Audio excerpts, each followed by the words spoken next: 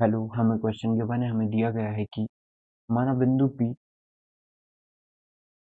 से गुजरने वाली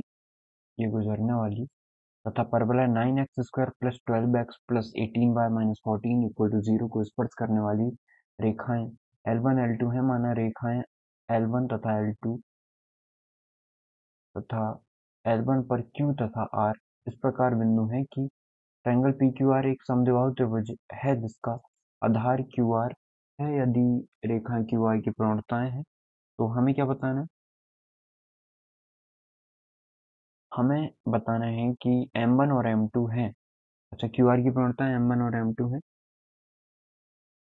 यदि रेखाओं QR की प्रवणताएं M1 और M2 हैं तो 16 M1 प्लस का M1 का स्क्वायर प्लस M2 का स्क्वायर और मल्टीप्लाई में 16 इक्वल हो जाएगा। देखिए यहाँ पे यहाँ पे एक चीज ऐड कर लीजिएगा, 0 1 से होके जाती है तभी आंसर आ पाएगा हमारा। ठीक है, तो अब हम इस क्वेश्चन को सॉल्व करते हैं। ठीक है, तो आगे हम सबसे पहले हमें ये गिवन है कि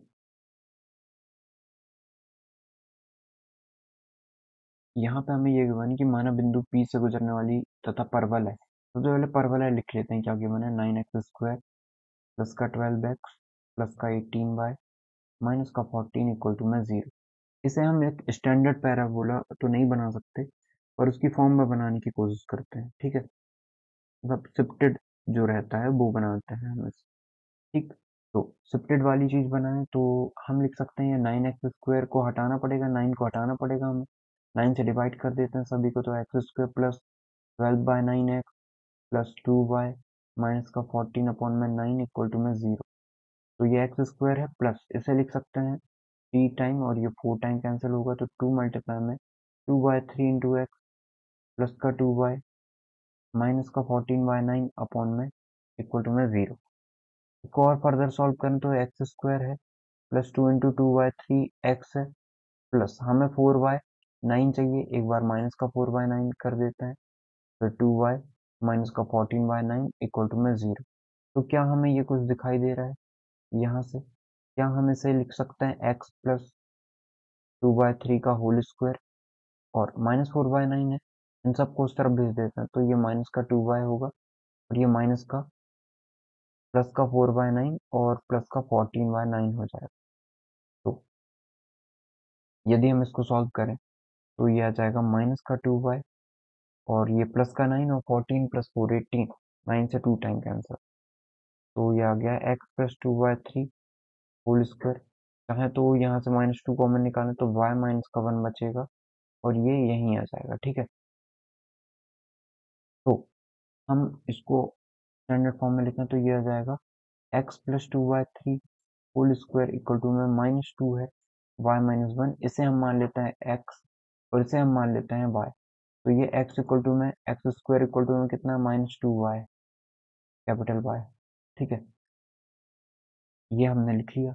अब हमें यदि हम बोलें कि x की वैल्यू कितनी है 2/3 है और y की वैल्यू कितनी है इसमें कैपिटल Y की स्मॉल y माइनस 1। ठीक है, अब हम स्लोप फॉर्म लिख लेते हैं इसका। तो स्लोप फॉर्म क्या होता है इसका? किसी भी पैराबोला का स्लोप फॉर्म होता है y इक्वल टू में mx plus A M square. ठीक है, y इक्वल टू में mx plus A M square, यही होता है। इसको अप्लाई करें हम तो y की वैल्यू कितनी है? y माइनस 1 है। ठीक है, और इक्वल टू में m, x की वैल्यू कितनी है? x प्लस 2/3 प्लस का ए एम स्क्वायर। a की वैल्यू हम निकाल लेते हैं, a की वैल्यू कितनी आएगी? तो a आ जाएगा यहाँ से x² माइनस 2ay से कंपैरिजन किया जाए पूरे y से, x² इक्वल टू माइनस पूरे y से कंपैरिजन करें तो 4a की वैल्यू आ जाएगी माइनस का 2 या a की वैल्यू आ जाएगी माइनस का 1/2। a की वैल्यू माइनस का 1/2 आई है तो लिख देते हैं यहाँ पे ये वैल्यू माइनस का 1/2। देख सकते, हाँ, ये वैल्यू माइनस का 1/2 है। तो इसकी वैल्यू पुट करते हैं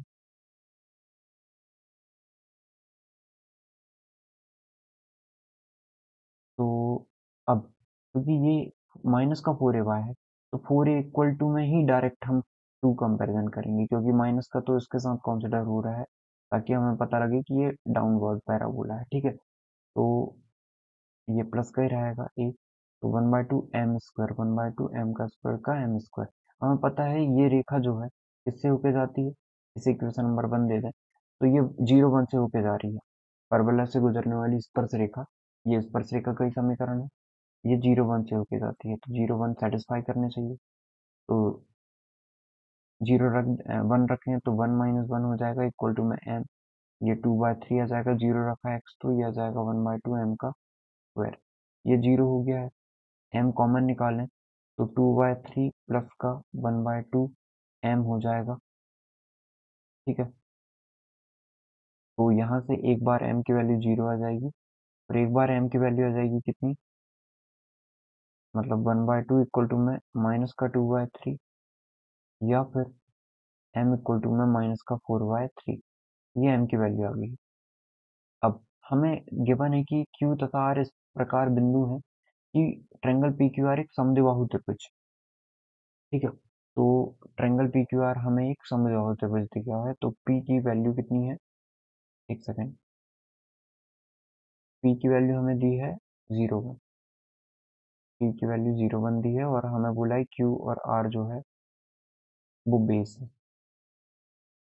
ठीक, अब ये बेस है, इसको हम 0 मान लेते हैं, मतलब जो आई है स्लोप हमारी, इसकी स्लोप कितनी है 0, और m की दो वैल्यूज है ना, और एक -4/3 है, इसे ले लेते हैं -4/3, इसे हम m लेट कर लेते हैं क्यू आर जो बेस है उसको।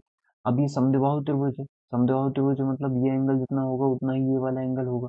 ठीक है, तो यदि हम देखें कि ये 0 है, इसका मतलब यदि इसकी स्लोप 0 है, स्लोप 0 का मतलब ये जरूर से एक्स एक्सिस के पैरेलल होगा, तभी तो थीटा की वैल्यू 0 आएगी।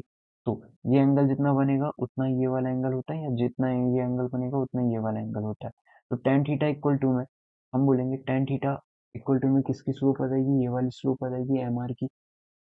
ठीक है, अब ये थीटा बना रहा है, तो ये भी थीटा है। ठीक है, तो ये वाला एंगल कितना, मतलब ये स्लोप कितनी है, ये वाली इसकी स्लोप कितनी आ जाएगी, कितना बना रही है थीटा एंगल, तो टेन थीटा इक्वल टू में इसकी क्यू आर की स्लोप आ जाएगी जो कि एम। ठीक है, अब हमें पता है इन दोनों के बीच का एंगल का फॉर्मूला कैसे निकाला जाता है, बिल्कुल पता है इन दोनों के बीच का एंगल का फॉर्मूला कैसे निकलेगा। यदि हम बताएं कि टेन थीटा जो कि एम है, तो एम मॉड में ले लेते हैं ताकि पॉजिटिव वैल्यू आए, और यह जाएगा एम माइनस का 4/3, मतलब माइनस माइनस प्लस का 4/3 अपॉन में 1 माइनस का, सॉरी 1 प्लस का m1 इंटू m2, m है और m2 है माइनस का 4/3, m प्लस 4/3 अपॉन में आ जाएगा ये 1 माइनस का 4/3 m। ठीक है, एलसीएम लेके सॉल्व करें, ये भी m ही है। ठीक है, तो एलसीएम लेके यदि हम सॉल्व करें तो ये कितना आ जाएगा,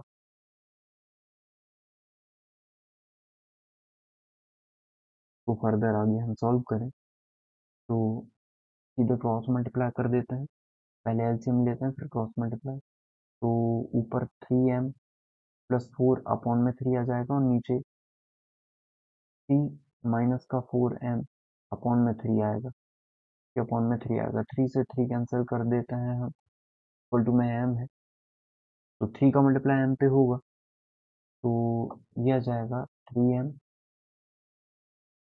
माइनस का 4m का स्क्वायर। ठीक है, और इक्वल टू में 3m प्लस 4 बचा हुआ है, तो 3m प्लस का 3m माइनस का cancel out, 4m square equal to में 4, या m स्क्वायर इक्वल टू में 4 अपॉन में माइनस का 4, तो ये तो नेगेटिव कभी भी हो नहीं सकता ये। ठीक है, मतलब किसी स्क्वायर की वैल्यू कहाँ पे नेगेटिव हो सकती, कभी नेगेटिव नहीं हो सकती। ठीक, आई होप आपको ये पता होगा। अब मॉड हटाया है हमने, तो एक बार प्लस लगा देंगे एक बार माइनस, तो अभी प्लस चल रहा था तो ये तो वैल्यू कंसिडर नहीं होगी, तो माइनस लेके सॉल्व करते हैं अब हम। ठीक है, तो माइनस लेके सॉल्व करेंगे, क्योंकि स्क्वायर कभी भी नेगेटिव नहीं आ सकता ना। ठीक है, अब ये 4 है पॉजिटिव का, तो ये इसके इक्वल तभी होगा जब m की वैल्यू नेगेटिव आए, मतलब m स्क्वायर नेगेटिव आता है, m स्क्वायर नेगेटिव मतलब इमेजनरी, तो इसका नहीं होगा, हम माइनस m लेके देखते हैं, तो माइनस m लेंगे तो 3m प्लस 4, 3 - 4m, सॉल्व करें तो माइनस का 3m माइनस का 4m² तो माइनस माइनस प्लस हो जाएगा 3m प्लस का 4। इसको आगे हम सॉल्व करें तो यह जाएगा माइनस का 3m और माइनस का 3m, इस तरफ आ जाए तो माइनस का 6m प्लस का 4m² इक्वल टू में 4। 2 से डिवाइड करें तो ये माइनस का 3m प्लस का 2m² और ये 2।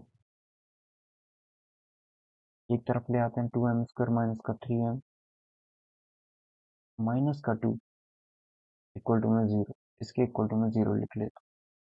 ठीक है, तो अब सॉल्व करें ऐसे तो 2 मल्टीप्लाई टू 4 हो जाएगा, तो माइनस का 4m प्लस का m माइनस का 2 इक्वल टू में 0। 2m कॉमन निकले तो m माइनस का 2 बचेगा, और प्लस 1 कॉमन निकले तो m माइनस का 2 बचेगा इक्वल टू में 0। तो m की वैल्यू कितनी आई है 2, और एक m की वैल्यू आई है -1/2। ठीक है, अब हमें कौन सी कंसिडर करना है वो चेक कर लेते हैं। m की दो वैल्यूज आई हैं, तो एक को हम मान लेंगे m1 है और एक है हमारा m2, क्योंकि दो वैल्यूज हमें पहले ही दे पाने की यदि रेखाओं की वार की प्रवणता है m1 और m2 है, तो 16 m1 का स्क्वायर प्लस m2 का स्क्वायर ये फाइंड करना है। तो m1 एक निकला है 2 और एक 1/2, इसकी वैल्यूज पुट कर देते हैं हम ले जाके। ठीक है, तो देखते हैं, तो हमें निकालना क्या है, फाइंड क्या करना है हमें, m1 का स्क्वायर m2 का स्क्वायर 16 का मल्टीप्लाई, और मल्टीप्लाई करना है m1 का स्क्वायर मतलब 2 का स्क्वायर 4, m2 का स्क्वायर मतलब 1/4। सॉल्व करें तो 16 प्लस 1 17, मतलब 16 मल्टीप्लाई 17 अपॉन में 4, 4 से 4 टाइम 4 68 हमारा करेक्ट आंसर हो जाएगा। Okay, 68 is the correct answer. I hope आपको समझ में आया होगा हमने इस क्वेश्चन को कैसे सॉल्व किया है, और करेक्ट आंसर है 68। Thank you.